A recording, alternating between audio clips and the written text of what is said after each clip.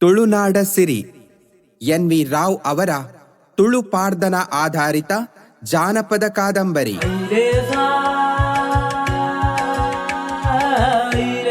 ಅಧ್ಯಾಯ 17.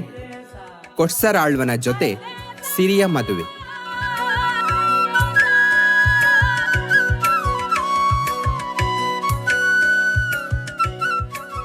ಮರುದಿನ ಮುಂಜಾವಿನ ಕೋಳಿ ಕೂಗಿಗೆ ಸಾಮು ಎದ್ದಳು. ಅಡುಗೆ ಮುಗಿಸಿದಳು. ಬೇಟೆಗೆ ಹೊರಡಲು ಸಿದ್ಧರಾಗಿ ಬಂದ ಮಂದಿಗೆ ಊಟ ಬಡಿಸಿದಳು. ಆಳ್ವ ಎದ್ದು ಪ್ರಾತರ್ವಿಧಿಗಳನ್ನು ಪೂರೈಸಿದ. ಅಂಗಸಿಂಗಾರ ಮಾಡಿಕೊಂಡ. ಮದುವೆಗೆ ಒಪ್ಪಬೇಡಿ, ಸಾಮು ಮತ್ತೊಮ್ಮೆ ಎಚ್ಚರಿಸಿದಳು. ಅವನು ಹೂಂಗುಟ್ಟಿದ. ಬಂದ ಜನರೊಂದಿಗೆ ಬೋಳಕ್ಕೆ ಹೊರಟ. ಬೋಳದ ಹೊಸಕಾಡು ಮುಟ್ಟಿದ. ನಾನು ಬೋಳದರ ಮನೆಗೆ ಹೋಗುತ್ತೇನೆ, ಅರಸರೊಡನೆ ಮಾತಾಡಿ ಅವರೊಡಗೂಡಿ ಬರುತ್ತೇನೆ, ಆಮೇಲೆ ಬೇಟೆ ಆರಂಭಿಸೋಣ, ಅಷ್ಟರ ತನಕ ನೀವು ವಿರಮಿಸಿಕೊಂಡಿರಿ ಎಂದು ಹೇಳಿ ಆಳ್ವ ಮುಂದೆ ಹೋದ. ಆಳ್ವನ ಆಗಮನವನ್ನು ಅರಸರು ದೂರದಿಂದಲೇ ಈಕ್ಷಿಸಿದರು. ಅರಮನೆಯ ಮುಂಬಾಗಿಲಿಗೆ ಬಂದರು. ಅವನನ್ನು ಆದರಿಸಿ ಸ್ವಾಗತಿಸಿದರು. ಆಳು ತುಂಬಿದ ತಂಬಿಗೆ ನೀರು ಕೊಟ್ಟ. ಆಳ್ವ ಕೈಕಾಲು ಮುಖ ತೊಳೆದ. ಅವನನ್ನು ಮಾಳಿಗೆಗೆ ಕರೆದುಕೊಂಡು ಹೋದರು. ಅಸರಿಗೆ ಹಾಲಿತ್ತರು. ವೀಳ್ಯ ಕೊಟ್ಟು ಸನ್ಮಾನಿಸಿದರು. ಏನು ಬಾವಯ್ಯ, ಬೇಟೆಗೆ ಬರಬೇಕೆಂದು ಬರೆದ ಓಲೆ ತಲುಪಿತೆ? ಇದೇನು, ನೀವು ಒಬ್ಬರೇ ಬಂದಿರುವಿರಿ? ದೇಸಿಂಗ ಕೇಳಿದ. ಓಲೆ ತಲುಪಿತು. ಬೇಟೆಗೆ ಕರೆದುಕೊಂಡು ಬಂದ ಮಂದಿಯನ್ನು ಹೊಸ ಕಾಡಲ್ಲಿ ಕುಳ್ಳಿರಿಸಿದ್ದೇನೆ. ನಿಮ್ಮೊಡನೆ ಮಾತಾಡಿ ನಿಮ್ಮೊಡಗೂಡಿ ಹೋಗೋಣವೆಂದು ನಾನೊಬ್ಬನೇ ಇಲ್ಲಿಗೆ ಬಂದೆ. ಬಾವಯ್ಯ, ಬೇಟೆಯ ಮಾತು ಹಾಗಿರಲಿ, ಬಂದವರು ಅಲ್ಲಿ ವಿರಮಿಸಿಕೊಂಡಿರುತ್ತಾರೆ. ನೀವು ಕೈತಟ್ಟಿ ಭಾಷೆ ಕೊಟ್ಟು ಹೋದವರು ಬಾರದಿರಲು ಕಾರಣವೇನು? ಯಾರ ಮಾತು ಕೇಳಿ ಕುಳಿತಿರಿ? ಗಂಡಸಿನ ಮಾತು ಕೇಳಿ ಕುಳಿತಿರೋ, ಹೆಣ್ಣ ಮಾತು ಕೇಳಿ ಕುಳಿತಿರೋ? ಬೇಸಾಯದ ಬೇಲೆ ಬಹಳವಿತ್ತು, ಬರಲು ಬಿಡುವಾಗಲಿಲ್ಲ ಅಷ್ಟೇ. ಇದಕ್ಕೆ ಬೇಸರಿಸಬೇಡಿ. ನೀವು ಕೊಟ್ಟ ಭಾಷೆಗೆ ತಪ್ಪಿ ಕುಳಿತಿರೆಂದು ಸಂದೇಹಪಟ್ಟೆವು. ನಮ್ಮ ಮಾನಕ್ಕೆ ಹಾನಿಯಾಗುವುದೆಂದು ಹೆದರಿದೆವು. ಸಿರಿಯ ಅಭಿಮಾನಕ್ಕೆ ಕುಂದಾಗುವುದೆಂದು ನೊಂದೆವು. ಬಾವಯ್ಯ, ಮನ್ನಿಸಿ, ನಿಮ್ಮ ಹೆಂಡತಿಯ ಮನವೊಲಿಸಿ ಮದುವೆಗೆ ಒಪ್ಪಿಸಿದಿರೇ? ನನ್ನ ಹೆಂಡತಿ ಸಾಮು ಅಂತಿಂತ ಹೆಣ್ಣಲ್ಲ, ಯಾವ ತಪ್ಪು ಮಾಡಿದವಳಲ್ಲ, ನನ್ನ ಮಾತು ಮೀರಿದವಳಲ್ಲ. ಅವಳ ಕೈ ಹಿಡಿದ ಮೇಲೆ ನಾನು ಬಂಟ ಬಾರಗನಾದೆ. ಒಲಿಸಿ ಒಪ್ಪಿಸಲು ಮಾಡಿದ ಯತ್ನ ವಿಫಲವಾಯಿತು. ಒತ್ತಾಯಿಸಿದೆ, ಮುತ್ತಿಟ್ಟು ಹೇಳಿದೆ, ಬೇಡಿದೆ, ಆದರೆ ಬೇಡವೆಂದೇ ಹೇಳುತ್ತಾಳೆ. ಅವಳನ್ನು ಬಿಟ್ಟು ಬೇರೆ ಹೆಣ್ಣಿನ ಕೈ ಹಿಡಿಯಲಾರೆ. ನಾನೇನು ಮಾಡಲಿ? ಓಹೋ, ಹೇಡಿಯಂತೆ ಹೆಣ್ಣಿಗೆ ಹೆದರಿ ಬಂದಿರಾ? ಬಾವಯ್ಯ, ಹೆಂಡತಿ ಮದುವೆಗೆ ಒಪ್ಪಲು ತಪ್ಪಿದಳೆಂದು ಮಾತಿಗೆ ತಪ್ಪಲು ಒಪ್ಪಿದಿರಾ? ಸಾಮಕ್ಕೆ ಬಾಗದಿದ್ದರೆ ದಂಡದಿಂದ ಬಗ್ಗಿಸಬೇಕು. ಅದು ಗಂಡಸು ಲಕ್ಷಣ. ನಾವು ಹೇಳಿದಂತೆ ಕೇಳುವಿರಾ? ಏನು ಮಾಡಬೇಕೆನ್ನುವಿರಿ? ಜಗಳವಾಡಿ ಅವಳೇ ನಿಮ್ಮನ್ನು ಬಿಟ್ಟು ಹೋಗುವಂತೆ ಮಾಡಿ. ಮದುವೆಯಾಯಿತೆಂದರೆ ಮತ್ತೆ ಹಿಂದೆ ಬಂದಾಳು. ಅಂಥ ಒಲುಮೆಯ ಹೆಣ್ಣೊಡನೆ ಕಲಹವೆಂದರೆ ಕಷ್ಟದ ಕೆಲಸ. ಪ್ರೀತಿ ಮಾಡುವವಳೊಡನೆ ನೀತಿಗೆಡಲೆ. ಒಲಿದರೆ ಮುತ್ತು, ಮುನಿದರೆ ಲತ್ತೆ ಇತ್ತು ಹೆಂಡತಿಯನ್ನು ಹತೋಟಿಯಲ್ಲಿಟ್ಟುಕೊಳ್ಳಬೇಕು. ಒಲ್ಲದ ಹೆಂಡತಿಯೊಡನೆ ಕಲಹ ಮಾಡುವುದೇನು ಕಷ್ಟ? ನಾವು ಹೇಳಿದಂತೆ ಮಾಡಿ. ಮಡದಿ ಮಾಡಿದ್ದೆಲ್ಲ ತಪ್ಪು, ಆಡಿದ್ದೆಲ್ಲ ಕೊಂಕು ಎಂದು ಸಿಟ್ಟಾಗಿ ಹೇಳಿ. ಇಷ್ಟು ಮಾಡಲಾಗದಿದ್ದರೆ ನೀವು ಗಂಡಸೆ, ನಿಮ್ಮಿಂದ ಆಗುವುದೇ ಇಲ್ಲವೇ? ಅರಸರು ಆಳ್ವನಿಗೆ ಕಲಹ ಕಲೆ ಕಲಿಸಿ ಕೇಳಿದರು. ಆಳ್ವ ಆಲೋಚಿಸಿದ. ಆಗಲಿ ಎಂದು ಸಮ್ಮತಿಸಿದ. ನಮ್ಮ ಪ್ರೀತಿಯ ಬಾವಯ್ಯ ಎಂದು ಅರಸರಿಬ್ಬರು ಆಳ್ವನನ್ನು ಆನಂದದಿಂದ ಆಲಂಗಿಸಿದರು. ಬಾವಯ್ಯ, ಇಂದು ಬೇಟೆಯ ಕಾಲ ಕೂಟದಲ್ಲೇ ಹೋಯಿತು. ನೀವು ಸಂಗಡಿಗರೊಡನೆ ಹಿಂದಿರುಗಿ ಮುಂದಿನ ಕೆಲಸ ನೋಡಿ. ಇಂದು ನಾಳೆ ಕಳೆದು 3ನೆಯ ದಿನ ಮುಕ್ಕಡಪ್ಪಿನ 3 ಕಡವು, ಐಕಳ, ಸುಂಟಿಪಾಡಿ, ಕಲ್ಲಮುಣ್ಕೂರು, ಪೊಸರಾಲು ಜನರನ್ನು ಕೂಡಿಕೊಂಡು ಬೇಟೆಗೆಂದು ಬರಬೇಕು. ಬಂದವರೆಲ್ಲ ಇಲ್ಲೇ ಬಿಡಾರ ಮಾಡಲು ಏರ್ಪಾಡು ಮಾಡುತ್ತೇವೆ. ಮರುದಿನದ ಮದುವೆಗೆ ಇಲ್ಲಿ ಸಭೆ ಸಿಂಗಾರ ಸೇರಿಸಿ ಸಕಲ ಸನ್ನಾಹ ಮಾಡುತ್ತೇವೆ. ಸರಿಯೇ? ಮುಂದೇನು ಮಾಡಬೇಕೆಂದು ದೇಸಿಂಗ ಆಳ್ವನಿಗೆ ವಿಶದವಾಗಿ ವಿವರಿಸಿದ. ಆಳ್ವ ಒಪ್ಪಿದ. ಅರಸರನ್ನು ಬೀಳ್ಕೊಂಡು ಅರಮನೆ ಬಿಟ್ಟು ಹೊಸ ಕಾಡಿಗೆ ಬಂದ. ಬೇಟೆಗೆ ತೊಡಗಲು ಆತುರರಾಗಿ ಕಾದು ಕುಳಿತಿದ್ದ ಸಂಗಡಿಗರಿಗೆ ಆಳ್ವ ಇಂದು ಅರಸರೊಡನೆ ಮಾತಿನಲ್ಲಿಯೇ ಬಹುಕಾಲ ಕಳೆಯಿತು. ಸಂಜೆಯಾಗುತ್ತಾ ಬಂತು. ಇಂದು ಹಿಂದೆರಳಿ ನಾಳಿದ್ದು ಭಾರೀ ಬೇಟೆಗೆ ಅಣಿಯಾಗಿ ಬರೋಣ, ಅರಸರು ಒಪ್ಪಿದ್ದಾರೆ ಎಂದ. ಸಂಜೆಯ ಹೊತ್ತಿಗೆ ಆಳ್ವ ಸಂಗಡಿಗರೊಡನೆ ಕೊಟ್ರಾಡಿಗೆ ಹಿಂತೆರಳಿದ. ಮುಂದಿನ ಬೇಟೆಗೆ 3ನೆಯ ಮುಂಜಾನೆ ಎಲ್ಲರೂ ಒಂದಾಗಿ ತಪ್ಪದೆ ಬರಲು ಮತ್ತೊಮ್ಮೆ ಆಹ್ವಾನಿಸಿದ. ಸರ್ವರೂ ಸಮ್ಮತಿಸಿದರು. ಹೊರಟು ಸ್ವಗೃಹ ಸೇರಿದರು. ಆಳ್ವನ ಆಗಮನಾತುರಳಾಗಿ ನಿರೀಕ್ಷಿಸುತ್ತಾ ಸಾಮು ಅರಮನೆಯ ಅಂಗಳದಲ್ಲಿ ನಿಂತಿದ್ದಳು. ತಂಬಿಗೆ ನೀರು ತಂದಿದ್ದಳು. ಅವನು ಕೈಕಾಲು ಮುಖ ತೊಳೆದ. ಒಳಬಂದ. ಅಸರಿಗೆ ಗಿಂಡಿ ತುಂಬ ಬಿಸಿ ಹಾಲಿತ್ತಳು. ಹಾಲೇಕೆ ಇಷ್ಟು ಬಿಸಿ? ಕುಡಿಯಬೇಕೆಂದು ತಂದಿದ್ದೀಯಾ, ನಾಲಿಗೆ ಸುಡಬೇಕೆಂದು ತಂದಿದ್ದೀಯಾ? ಆಳ್ವ ಸಿಡುಕಿ ನುಡಿದ. ತಣಿಸಿ ತರುತ್ತೇನೆ ಎಂದು ಹಾಲನ್ನು ತಣಿಸಿ ತಂದಳು. ಇಷ್ಟೇಕೆ ತಣಿಸಿದೆ? ಸ್ವಲ್ಪ ಬಿಸಿ ಮಾಡಿತಾ ಎಂದ. ಸಾಮು ಪ್ರತಿ ಮಾತಾಡದೆ ಹಾಲನ್ನು ತುಸು ಬಿಸಿ ಮಾಡಿ ತಂದಳು. ಆಳ್ವ ಹಾಲು ಕುಡಿದು ಗಿಂಡಿಯನ್ನು ಹಿಂದೆ ಕೊಡುವಾಗ ಸಾಮು, ಮಾತು ಉಳಿಸಿ ಬಂದಿರಾ ಮುಗಿಸಿ ಬಂದಿರಾ ಎಂದು ಕೇಳಿದಳು. ಏನಾದರೆ ನಿನಗೇನು? ಅಡುಗೆ ಮನೆಯಲ್ಲಿ ಕೆಲಸವೇನಾದರೂ ಇದ್ದರೆ ಬೇಗ ಮುಗಿಸು ಹೋಗು. ಆಳ್ವ ಗುಡುಗಿದ. ಅನುದಿನವೂ ಅನುರಾಗದ ಅನುನಯದ ಇನಿದನಿಯಲ್ಲಿ ಸರಸವಾಡುತ್ತಿದ್ದ ಇನಿಯನಿಗೆ ಇಂದೇಕೆ ಮುನಿಸೆಂದು ಸಾಮು ಅನುಮಾನಿಸಿದಳು. ಮೌನಿಯಾಗಿ ಮನದಲ್ಲೇ ಕಳವಳಗೊಂಡಳು. ಒಳ ನಡೆದಳು. ಆಳ್ವ ರಾತ್ರಿಯ ಊಟ ಮುಗಿಸಿ ಮಾತಿಲ್ಲದೆ ಮಲಗಿದ. ಮರುದಿನ ಮುಂಜಾನೆ ಎದ್ದ. ಮಜ್ಜನಕ್ಕೆ ಬಚ್ಚಲು ಮನೆಗೆ ಹೋದ. ಸಾಮು, ಸಾಮು ಎಂದು ತಾರಕ ಸ್ವರದಲ್ಲಿ ಕೂಗಿದ. ಸಾಮು ಬಂದಾಗ ರೇಗಿದ. ಇದೇನು? ಹಂಡೆಯಲ್ಲಿ ಕುದಿಯುವ ನೀರು ಏನು ನನ್ನ ಚರ್ಮ ಸುಲಿಯಲೆಂದು ಹೀಗೆ ಮಾಡಿದೆಯಾ ಎಂದು ಆರ್ಭಟಿಸಿದ. ಸಾಮು ತಣ್ಣೀರು ತಂದು ಹಾಕಿದಳು. ಈ ತಣ್ಣೀರು ಮಿಂದು ಚಳಿ ಹಿಡಿಯಬೇಕೆ? ಸ್ವಲ್ಪ ಬಿಸಿ ಮಾಡು ಎಂದ. ಸಾಮು ಒಲೆ ಉರಿಸಿ ನೀರು ಬಿಸಿ ಮಾಡಿದಳು. ಬಿಸಿಯಾಯಿತು. ತಣ್ಣಗೆ ಮಾಡು ಎಂದ. ತಣ್ಣಗೆ ಮಾಡಿದಾಗ ಬಿಸಿ ಮಾಡು ಎಂದ. ತಪಲೆ ಎತ್ತಿ ನೆತ್ತಿಗೆ ಕುಟ್ಟಿದ. ಆಳ್ವ ಮಜ್ಜನ ಮುಗಿಸಿ ಬಂದ. ಸಾಮು ಊಟಕ್ಕೆ ಅಣಿ ಮಾಡಿದಳು. ಮಣೆ ಇಟ್ಟು ಆಳ್ವನನ್ನು ಕರೆದಳು. ಆಳ್ವ ಆಗಮಿಸಿ ಆರೋಗಣೆಗೆ ಕುಳಿತ. ಅನ್ನ ಮುಟ್ಟಿ ಸಿಟ್ಟಾದ. ಸಾಮುವನ್ನು ದುರುಗುಟ್ಟಿ ನಿಟ್ಟಿಸಿದ. ಅನ್ನ ಇಷ್ಟು ತಣ್ಣಗೇಕೆ? ಬಿಸಿ ಅನ್ನತ ಎಂದು ಅಬ್ಬರಿಸಿದ. ಸಾಮು ಬಿಸಿಯನ್ನ ತಂದು ಬಡಿಸಿದಳು. ಪಲ್ಯ ಬೆರೆಸಿ ಒಂದು ತುತ್ತು ಬಾಯಿಗಿಟ್ಟ. ಪಲ್ಯದಲ್ಲೇಕಿಷ್ಟು ಉಪ್ಪು ಎಂದುಗಿದ. ಸಾರನ್ನು ಉಣ್ಣುತ್ತಾ ಕಾರ ಕಾರ ಎಂದು ಜೋರಾಗಿ ಚೀರಿದ. ಅನ್ನದಲ್ಲೇಕೆ ಕಲ್ಲು ಎಂದು ಗೊಣಗಿದ. ಮೊಸರಲ್ಲೇನು ಕಲ್ಲು ಎಂದು ಸಲ್ಲದ ಆರೋಪಣೆ ಮಾಡಿದ. ಜುಟ್ಟು ಹಿಡಿದೆಳೆದು ಬೆನ್ನ ಮೇಲೆ ಗುದ್ದಿದ. ಸ್ವಾಮಿ, ಬೋಳದಿಂದ ಬಂದವರು ನಿನ್ನೆಯಿಂದಲೂ ಹೀಗೇಕೆ ಕೊಂಕು ಆಡುತ್ತೀರಿ? ಆ ಅರಸರೇ ಈ ಕೆಟ್ಟ ಬುದ್ಧಿ ನಿಮಗೆ ಹೇಳಿಕೊಟ್ಟಿರಬೇಕು. ನನ್ನ ಮಾತು ನಿಜವಾಯಿತು. ಹೊಡೆಯಬೇಡಿ. ನಿಮಗೆ ನಾನು ಬೇಡವಾದರೆ ಬಿಡಿ.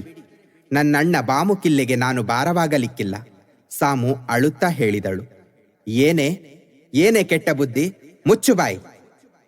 ವಿಚಾರ ಕೆಟ್ಟು ವಿವೇಕ ಬಿಟ್ಟು ಸುಮ್ಮನೆ ಕೆಟ್ಟ ಮಾತಾಡಿ ಹೊಡೆಯುವುದು ಸರಿಯೇ? ನೀವೇಕೆ ಹೀಗೆ ಮಾಡುತ್ತೀರಿ? ನೀನು ನಾಯಿ ತಿನ್ನದ ಅಡುಗೆ ಮಾಡಿ ಬಡಿಸುವುದು ಸರಿಯೇ? ಅದಿರಲಿ, ನಾವು ನಾಳೆ ಭಾರೀ ಬೇಟೆಗೆ ಬೋಳಕ್ಕೆ ಹೋಗಬೇಕು. 30 ಮಂದಿಗೆ ಮುಂಜಾನೆ ಊಟವಾಗಬೇಕು. ಒಕ್ಕಲ ಹೆಂಗಸರಿಬ್ಬರು ಅಡುಗೆ ಮಾಡುತ್ತಾರೆ. ನೀನೇನು ಮಾಡುವುದು ಬೇಡ, ಮಾಡಿ ಕೆಡಿಸುವುದು ಬೇಡ. ಸಾಮು ಹೂಂಗುಟ್ಟಿ ಸುಮ್ಮನಾದಳು. ಆಳ್ವ ಮಾತು ನಿಲ್ಲಿಸಿ ಚಾವಡಿಗೆ ಹೊರಬಂದ. ಕಂಬಕ್ಕೊರಗೆ ಕುಳಿತ. ಒಕ್ಕಲಾಳುಗಳನ್ನು ಕರೆದ. ಮುಕ್ಕಡಪ್ಪಿನ 3 ಕಡವು, ಐಕಳ, ಸುಂಟಿಪಾಡಿ, ಕಲ್ಲಮುಣ್ಕೂರು, ಹೊಸರಾಲು 3 ಕರೆಯ ಯುವಕರನ್ನು ಮನೆಗೊಬ್ಬರಂತೆ ಮರುದಿನದ ಬೇಟೆಗೆ ಸನ್ನದ್ಧರಾಗಿ ಮುಂಜಾನೆ ಬರಬೇಕೆಂದು ಕರೆ ಕಳುಹಿದ. 2 ಹೆಂಗಸರನ್ನು ಕರೆದ. 30 ಜನರಿಗೆ ಮರುದಿನ ಮುಂಜಾನೆ ಅಡುಗೆ ಮುಗಿಸಬೇಕೆಂದರುಹಿದ. ಕತ್ತಲಾಗುವ ಮೊದಲೇ ಮರುದಿನದ ಅಡುಗೆಗೆ ಸಕಲ ಸನ್ನಾಯ ಸಮನಿಸಿದ. ಹೆಂಗಸರಿಬ್ಬರು ಅರಮನೆಯಲ್ಲಿ ಮಲಗಿದರು. ಮರುದಿನ ಮುಂಜಾವಿನ ಕೋಳಿ ಕೂಗಿಗೆ ಎದ್ದು ಅಡುಗೆ ಸಿದ್ಧ ಮಾಡಿದರು. ಮೂಡಣ ದಿಕ್ಕಲ್ಲಿ ರವಿ ಮೂಡುತ್ತಿರುವಾಗ ಭಾರೀ ಬೇಟೆಗೆ ಸಿದ್ಧರಾಗಿ ದೂರ ಊರ ನೆರೆಕರೆಯ ಯುವಕರು ಬಂದು ಅರಮನೆಯ ಅಂಗಳದಲ್ಲಿ ಸೇರಿದರು. ಅತಿಥಿಗಳಿಗೆ ಭೂರಿ ಭೋಜನವಾಯಿತು. ಆಳ್ವ ಎದ್ದು ಪ್ರಾತರ್ವಿಧಿ ಪೂರೈಸಿದ. ಭೋಜನ ಮುಗಿಸಿದ. ದಿವ್ಯಾಂಬರಧಾರಿಯಾಗಿ ಅಂಗಸಿಂಗಾರ ಮಾಡಿಕೊಂಡ. ಬೇಟೆಗೆ ಬಂದ ಮಂದಿಯನ್ನು ಹಿಂದೆ ಮಾಡಿಕೊಂಡು ತಾನು ಮುಂದಾಗಿ ನಡೆದು ಅಂಗಳದಿಂದಿಳಿದ. ಮೌನಿಯಾಗಿ ಮರುಗುತ್ತಾ ಸಾಮು ನಿಂತು ನೋಡುತ್ತಿದ್ದಳು. ಸಡಗರದಿಂದ ನಡೆವ ಆಳ್ವನ ಹಿಂದೆ ಹೊರಟ ಮಂದಿಯನ್ನು ಕೈಸನ್ನೆಯಿಂದ ತಡೆದು ಹಿಂದುಳಿಯಲು ಸೂಚಿಸಿದಳು. ಆಳ್ವನನ್ನು ಮುನ್ನಡೆಯುವಂತೆ ಹೇಳಿ ಬೇಟೆಯ ಮಂದಿ ಒಂದಾಗಿ ಹಿಂದೆ ನಿಂತರು. ಸಾಮು ಯುವಕರನ್ನು ನೋಡಿ, ಅಣ್ಣ ತಮ್ಮಂದಿರೇ, ನಾನು ನಿಮ್ಮ ಒಡಹುಟ್ಟಿದವಳೆಂದು ಭಾವಿಸಿ ನನಗೊಂದು ಸಹಾಯ ಮಾಡಿ. ನೀವೀಗ ಹೋಗುವುದು ಬೇಟೆಗಲ್ಲ, ಅವರು ನಿಮ್ಮನ್ನು ಬೇಟೆಗೆಂದು ಕರೆದುಕೊಂಡು ಹೋಗುವುದು ಬೋಳದರಮನೆಗೆ. ಅಲ್ಲಿ ಈ ರಾತ್ರಿ ಬಿಡಾರ ಮಾಡಿ ಅಲ್ಲಿಗೆ ಎಲ್ಲಿಂದಲೋ ಬಂದಿರುವ ಹೆಣ್ಣಿನ ಕೈ ಹಿಡಿದು ಕರೆತರುವುದಕ್ಕಾಗಿ ಹೋಗುತ್ತಿದ್ದಾರೆ. ನನ್ನ ಬಾಳನ್ನು ಹಾಳು ಮಾಡಲು ಈ ಹಂಚಿಕೆ. ನಾವು ಬೇಟೆಗೆಂದು ಬಂದವರು ರಾತ್ರಿ ಮನೆಗೆ ಹಿಂದಿರುಗಲೇಬೇಕು. ಬೇರೆ ಮನೆಯಲ್ಲಿ ತಡೆಯಲಾರೆವು ಎಂದು ಹೇಳಿ ನೀವು ಹಿಂದೆ ಬನ್ನಿ. ನನ್ನ ಕೊನೆಯ ಋಣವೆಂದು ಅನ್ನ ಉಂಡು ನೀರು ಕುಡಿದು ಹೋಗಿ. ದಯವಿಟ್ಟು ಇಷ್ಟು ಕೆಲಸ ಮಾಡುವಿರಾ ಎಂದು ಉಕ್ಕಿ ಬಂದ ದುಃಖದಿಂದ ಬಿಕ್ಕಿ ಬಿಕ್ಕಿ ಅತ್ತಳು. ಯುವಕರ ಮನ ಕರಗಿತು. ಅಕ್ಕ, ಆಗಲಿ, ನೀವು ಹೇಳಿದಂತೆ ಮಾಡುತ್ತೇವೆ. ಕತ್ತಲ ಹೊತ್ತಿಗೆ ನಾವು ಖಂಡಿತ ಬರುತ್ತೇವೆ ಎಂದು ಹೇಳಿ ಅರಮನೆಯ ಅಂಗಳ ಇಳಿದರು. ವೇಗವಾಗಿ ನಡೆದು ಆಳ್ವನ ಬೆನ್ನು ಹಿಡಿದು ಹೋದರು. ಆಳ್ವನೊಂದಿಗೆ ಕೂಡಿ ಹೊಸ ಕಾಡಿಗೆ ಬಂದರು. ನಾವು ಇಂದು ಬೋಳದರಮನೆಗೆ ಹೋಗಬೇಕು. ಅರಸರು ಪ್ರೀತಿಯಿಂದ ನಮ್ಮನ್ನು ಕರೆದಿದ್ದಾರೆ. ಇಂದು ರಾತ್ರಿ ಅಲ್ಲೇ ಬಿಡಾರ ಮಾಡಿ ಅವರೊಡಗೂಡಿ ನಾಳೆ ದಿನವೆಲ್ಲ ಭಾರೀ ಬೇಟೆಯಾಡೋಣ, ಆಳ್ವ ಸಂಗಡಿಗರಿಗೆ ಹೇಳಿದ. ಆಳ್ವರೇ, ನಾವು ತಾಯಿ ತಂದೆಯ, ಅತ್ತೆ ಮಾವನ, ಅಣ್ಣ ಅತ್ತಿಗೆಯ ಆಶ್ರಯದಲ್ಲಿರುವವರು. ಬಿಡಾರ ಮಾಡಿ ರಾತ್ರಿ ಹೊತ್ತು ನಾವು ಇಲ್ಲಿ ನಿಲ್ಲುವಂತಿಲ್ಲ, ಮನೆಗೆ ಹಿಂದಿರುಗಲೇಬೇಕು ಎಂದು ಹೇಳಿ ಆಳ್ವನೊಂದಿಗೆ ಬಂದ ಮಂದಿ ಕೊಟ್ರಾಡಿಗೆ ಹೊರಟರು.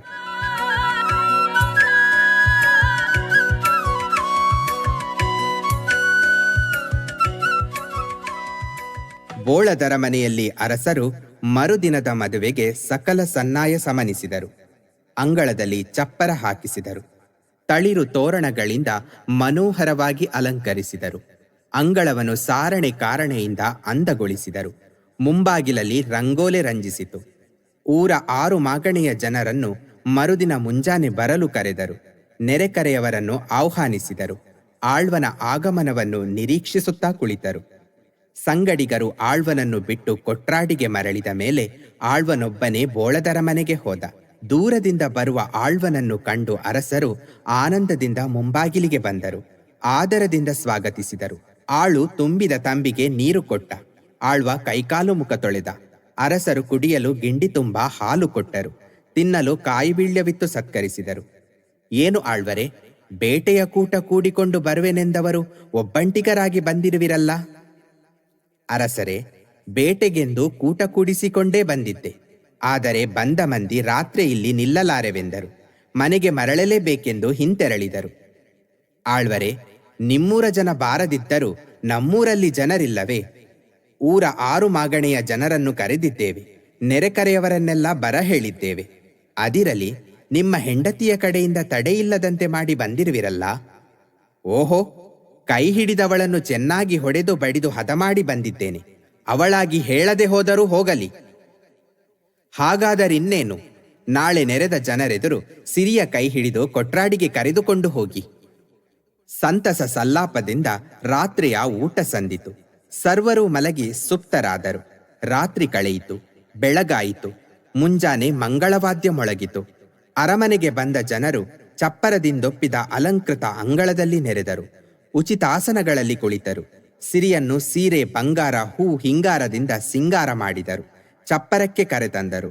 ಅಡ್ಡವಸ್ತ್ರ ಹಿಡಿದು ಅರಸರು ಸಿರಿಯನ್ನು ಆಳ್ವನ ಕೈಗೆ ಕೈಜೋಡಿಸಿಕೊಟ್ಟರು. ಭಕ್ಷ್ಯ ಭೋಜ್ಯಗಳ ಭೂರಿ ಭೋಜನವಾಯಿತು. ಸಿಂಗರಿಸಿದ ಪಲ್ಲಕ್ಕಿಯಲ್ಲಿ ಸಿರಿಯನ್ನು ಕುಳ್ಳಿರಿಸಿದರು. ಬೋವಿಗಳು ಪಲ್ಲಕ್ಕಿಯನ್ನು ಎತ್ತಿ ಹೊತ್ತರು. ಮೊಳಗುವ ವಾಲಗ ಮೇಳ ಮುನ್ನಡೆಯಿತು. ನೆರೆದ ಜನರೊಂದಿಗೆ ಆಳ್ವ ಅರಸರು ಕೂಡಿ ಸಕಲ ಬಿರುದಿಂದ ದಿಬ್ಬಣ ಹೊರಟಿತು. ದಿಬ್ಬಣ ಅರಮನೆಯ ಅಂಗಳದಿಂದಿಳಿಯಿತು. ಬೋಳದ ಗುಡ್ಡ ದಾಟಿತು. ಕುದುರಬೆಟ್ಟು ಮುಟ್ಟಿ ಪೊಸರಾಲಿಗೆ ಬಂತು. ಪೊಸರಾಲು ಮಹಲಿಂಗೇಶ್ವರ ದೇವಸ್ಥಾನದ ಮುಂದೆ ಬಂದಾಗ ಸಿರಿ ದಂಡಿಗೆಯಿಂದಿಳಿದಳು. ಪರಮೇಶ್ವರನಿಗೆ ಪ್ರಣಾಮ ಮಾಡಿದಳು. ದಿಬ್ಬಣದವರೆಲ್ಲರೂ ನಮಿಸಿದರು.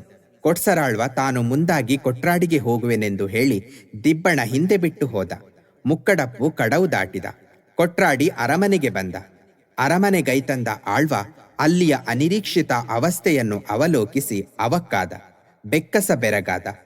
ಅಡಿಯಡಿಲು ನೆಲ ಕುಸಿದಂತಾಯಿತು. ಅರಮನೆ ಬರಿಮನೆಯಾಗಿತ್ತು. ಅಂಗಳದ ಮುಂದಿನ ಆನೆ ಕೂಟಾಯಿ ಕಾಣೆಯಾಗಿತ್ತು. ಸಿರಿಕಣಜ ಜರಿದು ಬರಿದಾಗಿತ್ತು. ಬದುಕು ಭಾಗ್ಯದಿಂದ ತುಂಬಿದ್ದ ಮನೆ ನೀರ ತಂಬಿಗೆಯೂ ಹಾಲಗಿಂಡಿಯೂ ಇಲ್ಲದೆ ಕುಲ್ಲವಾಗಿತ್ತು. ಎಲ್ಲಿಯೂ ಸೊಲ್ಲಿಲ್ಲ, ಒಕ್ಕಲಿಲ್ಲದ ಮನೆಯಾಗಿತ್ತು. ಚಾವಡಿಯಲ್ಲಿ ಮಾತ್ರ ಒಂದು ದೀಪ ಉರಿಯುತ್ತಿತ್ತು. ಆಳ್ವ ಮುಂದುಗಾಣದೆ ಚಾವಡಿಯಲ್ಲಿ ಕುಸಿದು ಕುಳಿತ. ದಿಬ್ಬಣ ಮುಕ್ಕಡಪ್ಪು 3 ಕಡವಿಗೆ ಬಂತು. ಕಡವು ದಾಟಿ ಮುಂದೆ ನಡೆಯಿತು. ಕೊಟ್ರಾಡಿ ಅರಮನೆಯ ಮುಂಬಾಗಿಲಿಗೆ ಹತ್ತಿರವಾಯಿತು. ಅರಮನೆಯ ಚಾವಡಿಯಲ್ಲಿ ಉರಿಸಿಟ್ಟಿದ್ದ ದೀಪ ಸಿರಿಯ ಕಡೆಗಣ್ಣಿಗೆ ಪಗರಿಯಾಗಿ ಇರಿದಂತಾಯಿತು. ಕಣ್ಣು ಕಾಣದಂತಾಯಿತು. ಸಿರಿ ದಂಡಿಗೆಯ ಬೋವಿಗಳೇ, ಮುಂದರಿಯಬೇಡಿ, ಕೂಡಲೇ ದಂಡಿಗೆ ಕೆಳಗಿಡಿ ಎಂದಳು. ಬೋವಿಗಳು ದಂಡಿಗೆ ಕೆಳಗಿಟ್ಟರು. ಸಿರಿ ದಂಡಿಗೆಯಿಂದಿಳಿದಳು. ಹಿಡಿದ ಓಲೆ ಕೊಡೆಯನ್ನು ಕೆಳಗಿಟ್ಟು ಅದರಲ್ಲಿ ಕುಳಿತುಕೊಂಡಳು. ಸಿರಿಯೇ, ಏನಾಯಿತು? ಯಾಕೆ ಕುಳಿತು ಬಿಟ್ಟೆ? ಕೊಟ್ರಾಡಿಗೆ ಸ್ವಲ್ಪ ದೂರವಿದೆಯಷ್ಟೇ, ಇಲ್ಲಿ ನಿಲ್ಲುವುದು ಸರಿಯಲ್ಲ. ಹೋಗೋಣ ಏಳು, ಅರಸರು ಸಿರಿಗೆಂದರು. ಅಣ್ಣಂದಿರೆ, ನನ್ನ ಅಕ್ಕ ಕಪಿಲೆಯ ಬೆಣ್ಣೆ ಹಾಕಿ ಚಾವಡಿಯಲ್ಲಿ ಕೆಂದೀಪ ಉರಿಸಿಟ್ಟು ಹೋಗಿದ್ದಾರೆ. ಆ ದೀಪ ನನ್ನ ಬಲದ ಕಡೆಗಣ್ಣಿಗೆ ಪಗರಿಯಂತೆ ಇರಿಯುತ್ತಿದೆ. ನನ್ನ ಅಕ್ಕ ಬರಬೇಕು, ನನ್ನ ಕೈ ಹಿಡಿದು ಕರೆದುಕೊಂಡು ಹೋಗಬೇಕು, ಕೊಟ್ರಾಡಿಯ ಅರಮನೆಗೆ ಹೋಗಿಸಬೇಕು. ಆ ಹೊರತು ನಾನು ಬರಲಾರೆ. ಸಿರಿಯೇ, ನೀನೇ ದೀಪವನ್ನು ನಂದಿಸು, ಮುಂದೆ ಹೋಗೋಣ. ಅಣ್ಣಂದಿರೆ, ನಾನು ದೀಪ ನೊಂದಿಸಿದರೆ ಅಕ್ಕನ ಕಣ್ಣಿಗೆ ಕೇಡಾದೀತು. ನನ್ನ ಸುಖಕ್ಕಾಗಿ ಅಕ್ಕನ ಕಣ್ಣು ತೆಗೆಯಲೇ? ಇದು ನನ್ನಿಂದಾಗದು. ದಿಬ್ಬಣ ಬಂದಿದೆ, ಕೂಡಲೇ ಬರಬೇಕೆಂದು ಅರಸರು ಆಳ್ವನಿಗೆ ಹೇಳಿ ಕಳುಹಿಸಿದರು. ಆಳ್ವ ಆಗಮಿಸಿದ. ಆಳ್ವರೇ, ಸಿರಿ ಏಳಲಾರಳು, ನಡೆಯಲಾರಳು. ನಿಮ್ಮ ಅರಮನೆಯಲ್ಲಿ ಉರಿಯುತ್ತಿರುವ ದೀಪ ಸಿರಿಯ ಕಣ್ಣನ್ನು ಪಗರಿಯಂತೆ ಇರಿಯುತ್ತಿದೆಯಂತೆ. ಅದನ್ನು ನೊಂದಿಸಿದ ಬಳಿಕ ಅವಳೆದ್ದು ಬರುವಳಂತೆ. ಆಳ್ವ ಅರಮನೆಗೆ ಮರಳಿದ. ಚಾವಡಿ ಏರಿದ. ಉರಿಯುವ ದೀಪದ ಬಳಿ ಹೋದ. ನೊಂದಿಸಲು ಯತ್ನಿಸಿದ. ಹಲವು ಬಾರಿ ಆರಿಸಲೆಳಸಿದರೂ ಆಗದೆ ಹೋಯಿತು. ಆಳ್ವ ಹತಾಶನಾದ. ದಿಬ್ಬಣವಿದ್ದಲ್ಲಿಗೆ ಹಿಂತಿರುಗಿದ. ಅರಸರೇ, ನೀವು ದಿಬ್ಬಣದವರೆಲ್ಲ ಸ್ವಲ್ಪ ಹೊತ್ತು ಇಲ್ಲೇ ತಡೆಯಿರಿ, ನಾನು ಗಳಿಗೆ ಹೊತ್ತಿನಲ್ಲಿ ಬರುತ್ತೇನೆ ಎಂದು ಹೇಳಿ ಹೊರಟ.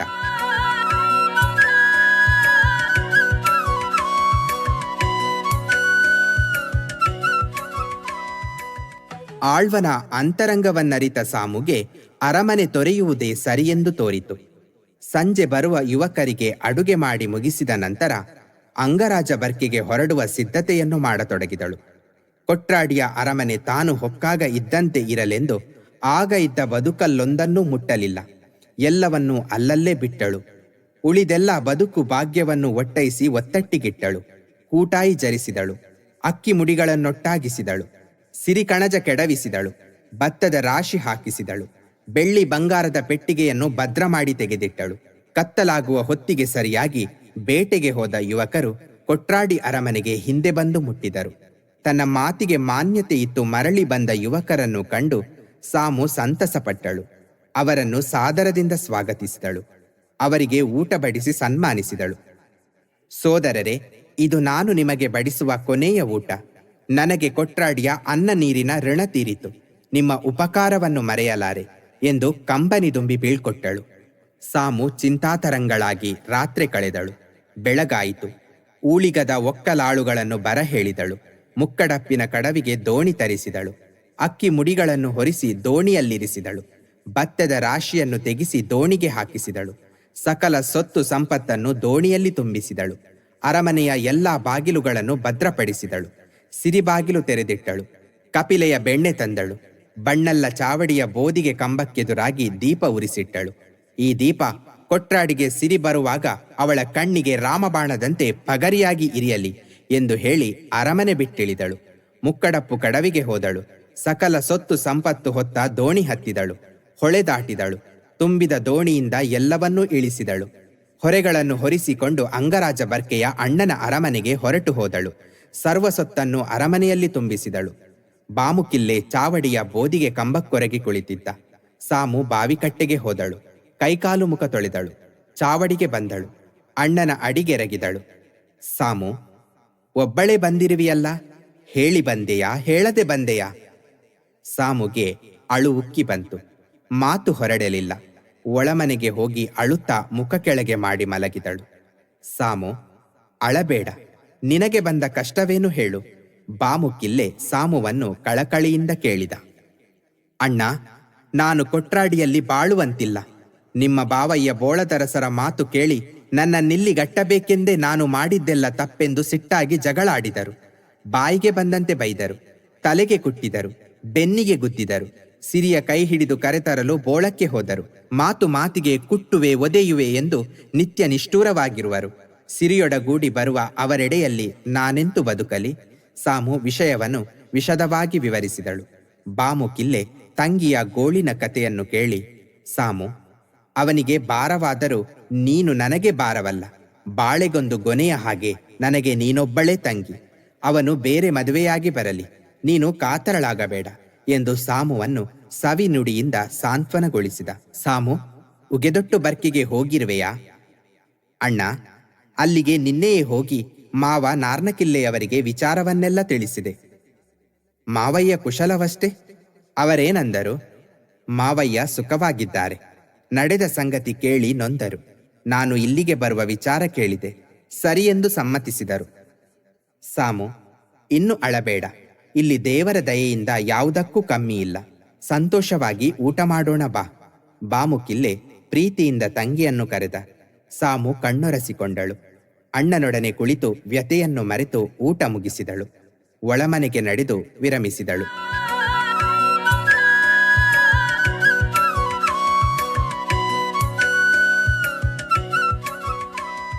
ಆಳ್ವ ಅಂಗರಾಜ ಬರ್ಕಿಗೆ ಹೋದ. ಅವನು ದೂರದಿಂದ ಬರುವುದನ್ನು ಕಂಡ ಬಾಮುಕಿಲ್ಲೆ ತಂಗಿ ಸಾಮುವನ್ನು ಕರೆದು, ಸಾಮು, ನಮ್ಮಲ್ಲಿಗೆ ನೆಂಟರು ಬರುತ್ತಿದ್ದಾರೆ, ತಂಬಿಗೆ ತುಂಬ ನೀರು ತಂದು ಹೊರಗಿಡು ಎಂದ. ಸಾಮು ನೀರು ತಂದಿಟ್ಟಳು. ದೂರದಲ್ಲಿ ಬರುವ ನೆಂಟನನ್ನು ನೋಡಿದ ಸಾಮು ಅವನು ಯಾರೆಂದು ತಿಳಿದಳು. ಬಂದುದೇಕೆಂದು ಅರಿತಳು. ಒಳಕೋಣೆಗೆ ನಡೆದಳು. ಆಳ್ವನ ಮುಖ ನೋಡೆನೆಂದು ಮುಖ ಕೆಳಗೆ ಮಾಡಿ ಮುನಿಸಿನಿಂದ ಮಲಗಿದಳು. ಆಳ್ವ ಅರಮನೆಯ ಅಂಗಳಕ್ಕೆ ಬಂದ. ಕೈಕಾಲು ಮುಖ ತೊಳೆದ. ಬಾಮುಕಿಲ್ಲೆ ಆಳ್ವನನ್ನು ಆದರಿಸಿ ಚಾವಡಿಗೆ ಕರೆತಂದ. ಹಾಸಿದ ಬಾಜಿರದಲ್ಲಿ ಕೊಳ್ಳಿರಿಸಿದ. ಅಸರಿಗೆ ಹಾಲು ಕೊಟ್ಟ. ತಿನ್ನಲು ವೀಳ್ಯವಿತ್ತು ಸತ್ಕರಿಸಿದ. ಏನು ಬಾವಯ್ಯ, ಅರ್ತಿ ಪ್ರೀತಿಯಲ್ಲಿ ಬಂದಿರೆ, ಸುಖ ಕಷ್ಟದಲ್ಲಿ ಬಂದಿರೆ? ಬಾವಯ್ಯ, ನೀವು ಗಂಡಸು, ನಾನು ಗಂಡಸು. ನಿಮ್ಮನ್ನು ಕೇಳದೆ ಲಗ್ನ ಮುಂದರಿಸಿದೆ. ದಿಬ್ಬಣ ಬಂದು ಅರ್ಧ ದಾರಿಯಲ್ಲಿ ನಿಲ್ಲುವಂತಾಗಿದೆ. ನನ್ನ ಮಾನ ಹೋಗುತ್ತಿದೆ. ನನ್ನ ಮಾನ ಹೋಗುವುದೇನು, ನಿಮ್ಮ ಮಾನ ಹೋಗುವುದೇನು? ಸಾಮುವನ್ನು ಸಮಾಧಾನಪಡಿಸಿ ನನ್ನ ಮಾನ ಉಳಿಸಿ. ಬಾವಯ್ಯ, ನಿಮ್ಮ ಗಂಡ ಹೆಂಡಿರ ನ್ಯಾಯವನ್ನು ನೀವೇ ಇತ್ಯರ್ಥ ಮಾಡಿ. ನಿಮ್ಮ ಹೆಂಡತಿಯ ಮನವೊಲಿಸಿ ಒಪ್ಪಿಸಿದರೆ ನನ್ನಿಂದ ಅಡ್ಡಿ ಆತಂಕವಿಲ್ಲ. ಆಳ್ವ ಒಳಮನೆಗೆ ಹೋದ. ಕಲ್ಲು ಕಲೆಂಬಿಯ ಮೇಲೆ ಮುಖ ಕೆಳಗೆ ಮಾಡಿ ಮಲಗಿದ್ದ ಸಾಮುವಿನ ಬಳಿ ಕುಳಿತ. ಸಾಮು, ಸಾಮು ಎಂದು ಮೈ ಕುಲುಕಿದ. ಸಾಮು ಕದಲಲಿಲ್ಲ. ಕೆದರಿದ ಕೂದಲು ಬೆನ್ನ ಮೇಲೆ ಅಲೆ ಅಲೆಯಾಗಿ ಸುಳಿದಾಡುತ್ತಿತ್ತು. ಮೆತ್ತಗೆ ತಲೆ ಎತ್ತಿದ. ತನ್ನ ತೊಡೆಯ ಮೇಲಿರಿಸಿದ. ಮುಂಗುರುಳು ನೇವರಿಸಿದ. ಸಾಮು, ನನ್ನ ಮಾನ ಉಳಿಸು. ಏನಾದರೂ ನಿನ್ನನ್ನು ಬಿಡುವುದಿಲ್ಲ. ಸಿಟ್ಟಿನಲ್ಲಿ 2 ಹೊಡೆದೆ. ನನ್ನದು ತಪ್ಪೆಂದು ಒಪ್ಪಿಕೊಳ್ಳುತ್ತೇನೆ. ಆದದ್ದು ಆಗಿ ಹೋಯಿತು. ಎಲ್ಲವನ್ನೂ ಮರೆತು ಬಾ. ನೀನು ಹೊತ್ತಿಸಿಟ್ಟ ದೀಪವನ್ನು ನೊಂದಿಸು. ಸಿರಿಯನ್ನು ಕೈ ಹಿಡಿದು ಕರೆದುತ್ತಾ. ಸಾಮು ಅತ್ತಿತ್ತ ಹೊರಳಿದಳು. ತಲೆಯನ್ನು ಆಳ್ವನ ತೊಡೆಯಿಂದಿಳಿಸಿ ಪುನಃ ಮುಖ ಕೆಳಗೆ ಮಾಡಿದಳು. ನನ್ನ ಆಸೆ ಬಿಡಿ. ನಿಮಗೆ ಭಾಗ್ಯದ ಸಿರಿ ಇದ್ದಾಳೆ. ಅವಳೊಡನೆ ಸಂತೋಷವಾಗಿ ಇರಿ. ನಾನು ಬರಲಾರೆ, ಸಿರಿಯೊಡನೆ ಇರಲಾರೆ. ಸಾಮು ಕಟುವಾಗಿ ನುಡಿದಳು. ಆಳ್ವ ಸತಿಯ ಮನವೊಲಿಸಲು ಸಫಲನಾಗದೆ ಹೊರಬಂದ. ಬಾವಯ್ಯ, ನಾನು ಹೇಳಿದರೆ ಅವಳು ಕೇಳುವುದಿಲ್ಲ. ನೀವೇ ಹೇಳಿ ಅವಳನ್ನು ಒಪ್ಪಿಸಿ. ಒಂದು ಸಲ ನನ್ನ ಮಾನ ಉಳಿಸಿ. ತನ್ನ ಸೋಲನ್ನೊಪ್ಪಿ ಬಾಮುಕಿಲ್ಲೆಗೆ ಹೇಳಿದ. ಬಾಮುಕಿಲ್ಲೆ ಒಳಮನೆಗೆ ಹೋದ. ಸಾಮುವನ್ನು ಎಬ್ಬಿಸಿದ. ಹೊರಬರಲು ಕರೆದ. ಸಾಮು ಚಾವಡಿಗೆ ಬಂದಳು. ಸಾಮು, ಎಷ್ಟೆಂದರೂ ಆಳ್ವರು ನಿನ್ನ ಕೈ ಹಿಡಿದ ಗಂಡ. ಅವರ ಮಾನ ಹೋಗುವುದೇನು, ನಿನ್ನ ಮಾನ ಹೋಗುವುದೇನು, ನನ್ನದೇನು? ಮಾಡಿದ್ದು ತಪ್ಪೆಂದು ಒಪ್ಪಿದ್ದಾರೆ. ಮನ್ನಿಸಬೇಕೆಂದು ಕೇಳುತ್ತಿರುವರಲ್ಲ. ಆಗಲಿ, ಅವರ ಮರ್ಯಾದೆ ಉಳಿಸು. ಕೊಟ್ರಾಡಿಗೆ ಹೋಗು. ಬಾಮುಕಿಲ್ಲೆ ಸಹೋದರಿಯನ್ನು ಸಂತೈಸಿ ನುಡಿದ. ಅಣ್ಣ, ನಾನೊಬ್ಬಳೇ ಹೋಗಲಾರೆ, ನೀವು ಬರಬೇಕು. ಬಾಮುಕಿಲ್ಲೆ ತಂಗಿಯ ಮಾತಿಗೆ ಸಮ್ಮತಿಸಿದ. ಬಾರಿಯೇ ತಿರುಮಲೆ ಕಿಲ್ಲೆತಿ ಸಂತೋಷಪಟ್ಟು ಸರಿ ಎಂದಳು. ಸಾಮು ಮುಖ ತೊಳೆದಳು. ತಿರುಮಲೆ ಕಿಲ್ಲೆತಿ ಅವಳ ತಲೆ ಬಾಚಿ ಸೂರ್ಮುಡಿ ಕಟ್ಟಿದಳು. ಹೂ ಮುಡಿಸಿದಳು. ಸಾಮು ವಸ್ತ್ರಾಭರಣ ಅಲಂಕೃತೆಯಾದಳು. ಬಾಮುಕಿಲ್ಲೆ ಅಂಗಸಿಂಗಾರ ಮಾಡಿಕೊಂಡು ಮುಂದೆ ಹೊರಟ. ಅವನ ಹಿಂದೆ ಕೊಟ್ಸರಾಳ್ವ, ಸಾಮು ಹೊರಟರು.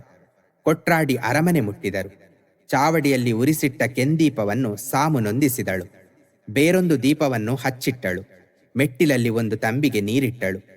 ದಿಬ್ಬಣದವರು ಕುಳಿತಿದ್ದ ಸ್ಥಳಕ್ಕೆ ಬಂದರು. ಬಾಮುಕಿಲ್ಲೆ ಸಾಮುವನ್ನು ಮುಂದೆ ಕರೆದುಕೊಂಡು ಹೋಗಿ ಸಿರಿಯನ್ನು ಕಂಡು, ಸಿರಿಯೇ, ನನಗಿಬ್ಬರು ತಂಗಿಯರು. ಇವಳೂ ತಂಗಿ, ನೀನೂ ತಂಗಿ. ಇಬ್ಬರು ಒಂದು ತಾಯ ಮಕ್ಕಳಂತೆ ಒಪ್ಪತಪ್ಪವಾಗಿರಿ ಎಂದು ಸಿರಿಯ ಕೈ ಹಿಡಿಸಿದ. ಸಾಮು ಸಿರಿಯ ಕೈ ಹಿಡಿದು, ಸಿರಿಯೇ, ಬಡಗು ರಾಜ್ಯದಿಂದ ತೆಂಕು ರಾಜ್ಯದವರೆಗೆ ನನ್ನ ಗಂಡನಂಥ ಗಂಡು ನಿನಗೆ ಸಿಗಲಿಲ್ಲವೇ? ಆಗಲಿ, ಬರಬೇಕೆಂದು ಬಯಸಿ ಬಂದಿರುವೆ, ಬಾ ಹೋಗೋಣ ಎಂದಳು. ಸಿರಿ, ಇದು ಗುಂಡು ಕಲ್ಲಾಗಿ ಬೀಳಲಿ ಎಂದು ಕೈಬಟ್ಟೆಯ ಗಂಟನ್ನು ಬಿಸುಟಳು. ಇದು ಹಾಸುಕಲ್ಲಾಗಿ ಬೀಳಲಿ ಎಂದು ಒಲಿಕೊಡೆಯನ್ನು ಎಸೆದಳು. ನಾಗಬ್ರಹ್ಮರ ಬನವಾದ ಆ ಸ್ಥಳದಲ್ಲಿ ಈ ಸತ್ಯದ ಕುರುಹುಗಳನ್ನು ನಿರ್ಮಿಸಿದ ಸಿರಿಯನ್ನು ಸಾಮು ದಿಬ್ಬಣದವರೊಂದಿಗೆ ಕೊಟ್ರಾಡಿ ಅರಮನೆಗೆ ಕರೆದುಕೊಂಡು ಹೋದಳು. ಕಂಚಿ ಬಟ್ಟಲಲ್ಲಿ ಮಸಿನೀರು ತಂದು ಸಿರಿಗೆ ನೀವಾಳಿಸಿದಳು. ಕರ ಹಿಡಿದು ಅರಮನೆಗೆ ಹೋಗಿಸಿದಳು. ಎಡಬಲದಲ್ಲಿ ಸಿರಿ ಸಾಮು ಆಳ್ವನೊಡಗೂಡಿ ಒಳ ನಡೆದರು. ಪೂಜಾಗೃಹ ಹೊಕ್ಕರು. ದೇವರಿಗೆ ಪೊಡಮಟ್ಟರು. ಸತಿಯರಿಬ್ಬರು ಪತಿಯ ಅಡಿಗೆರಗಿದರು. ಆಳ್ವನ ಮುಖದಲ್ಲಿ ಮಂದಹಾಸ ಮೂಡಿತು. ಮಡದಿಯರನ್ನು ಮನಸಾರೆ ಹರಸಿ ಈಕ್ಷಿಸಿದ. ನಸುನಗು ಮಿನುಗುತ್ತಿದ್ದ ಅವರ ವದನಗಳು ತುಸು ಲಜ್ಜಾವೃತವಾಗಿ ಬಾಗಿದವು. ಆಳ್ವನೊಂದಿಗೆ ಇಬ್ಬರೊಂದಾಗಿ ಹೊರಬಂದರು. ಅರಸರು ಸಂತಸಪಟ್ಟರು. ನೆರೆದ ಜನ ಹರ್ಷಿತರಾದರು. ಸರ್ವರು ಸನ್ಮಾನದ ಭೂರಿ ಭೋಜನ ಸವಿದು ಸಂತೃಪ್ತರಾದರು. ಕಾಯಿ ವೀಳ್ಯ ತಿಂದು ಸಾನಂದದಿಂದ ಸಲ್ಲಾಪಿಸುತ್ತ ಸಮಯ ಕಳೆದರು. ಸಂಜೆಯಾಯಿತು. ಹಿಂದೆ ಹೊರಡಲು ಹೊತ್ತಾಯಿತೆಂದು ದಿಬ್ಬಣದವರು ಹೊರಟು ನಿಂತರು. ಬೋಳದರಸರು ತಂಗಿ ಸಿರಿಯನ್ನು ಕರೆದು, ಸಿರಿಯೇ, ಹೋಗಿ ಬರುತ್ತೇನೆಂದು ಆಳ್ವನೊಡನೆ ಹೇಳಿ ಬಾ, ನಾವಿನ್ನು ಹೊರಡೋಣ ಎಂದರು. ಸಿರಿ ಅವನತ ಶಿರೆಯಾಗಿ ನೊಂದ ಮನದಿಂದ ಕಂದು ಮೊಗಳಾಗಿ ನಿಟ್ಟುಸಿರು ಬಿಟ್ಟಳು. ಅಣ್ಣಂದಿರೆ, ದಿಬ್ಬಣದವರೊಂದಿಗೆ ಬಂದ ನೀವು ಒಂದಾಗಿ ಹಿಂದೆ ಹೋಗಿ, ನಾನು ಬರಲಾರೆ. ವೇಳೆ ಕಳೆಯಬೇಡಿ, ಹೋಗಿ ಬನ್ನಿ ಎಂದಳು. ಸಿರಿ, ನಿನ್ನನ್ನು ಬಿಟ್ಟು ನಾವು ಹೇಗೆ ಹಿಂದೆ ಹೋಗಲಿ? ಕೂಡಿದ ನೋಡಿದ ಜನ ದಿಬ್ಬಣದಲ್ಲಿ ಮದುಮಗಳೆಲ್ಲಿ ಎಂದು ಕೇಳಿದರೆ ನಾವೇನು ಹೇಳಲಿ? ಅಣ್ಣಂದಿರೆ, ನಾನು ಇಂದು ನಿಮ್ಮೊಂದಿಗೆ ಬಂದರೆ ಎಂದಿಗೂ ಇಲ್ಲಿಗೆ ಹಿಂದೆ ಬರುವ ಆಸೆ ಇಲ್ಲ. ಆದ್ದರಿಂದ ನೀವು ನನ್ನನ್ನು ಒತ್ತಾಯಿಸಬೇಡಿ, ಹಿಂದೆ ಹೋಗಿ. ಅರಸರು ಅನನ್ಯೋಪಾಯರಾಗಿ ಸಿರಿಯ ಮಾತಿಗೆ ಸಮ್ಮತಿಸಿದರು. ಆಳ್ವನನ್ನು ಬೀಳ್ಕೊಂಡು ದಿಬ್ಬಣದವರೊಂದಿಗೆ ಬೋಳಕ್ಕೆ ಮರಳಿದರು.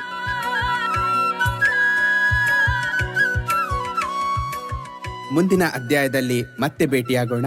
ಅಲ್ಲಿಯವರೆಗೆ ನಮಸ್ಕಾರಗಳು.